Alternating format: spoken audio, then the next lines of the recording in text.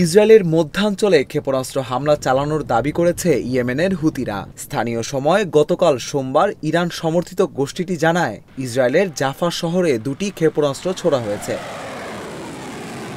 এক বিবৃতিতে ইসরায়েলি বাহিনী বলেছে, ইসরায়েলের মধ্যাঞ্চলের আকাশে একটি সারফেস টু সারফেস ক্ষেপণাস্ত্র শনাক্তের পর বিমান হামলার সাইরেন বেজে ওঠে।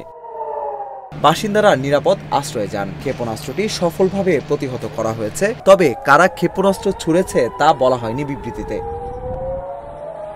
হুতিরা বলছে, তাদের ছোড়া ক্ষেপণাস্ত্রের একটি ছিল প্যালেস্টাইন 2 এবং সেটি লক্ষ্যবস্তুতে আঘাত হানতে সক্ষম হয়েছে। দ্বিতীয়টি ছিল একটি ধু আল ফিকার ক্ষেপণাস্ত্র। তবে এটি লক্ষ্যবস্তুতে আঘাত হানতে পেরেছে নাকি ইসরায়েল ভূপাতিত করেছে সে বিষয়ে বিস্তারিত কিছু জানানো হয়নি।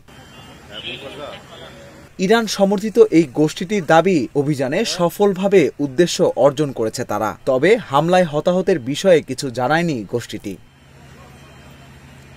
গাজার ফিলিস্তিনিদের সঙ্গে একাত্মতা প্রকাশ করে গত বছর থেকে প্রায়ই ইসরায়েলে হামলা চালানোর কথা জানিয়েছে হুতিরা। গতকাল গাজা যুদ্ধের 1 বছর উপলক্ষে ইসরায়েলে এই হামলা চালানো হয়েছে বলে ধারণা করা হচ্ছে। একই দিনে ইসরায়েলে হিজবুল্লাহ এবং হামাসও রকেট হামলা চালিয়েছে।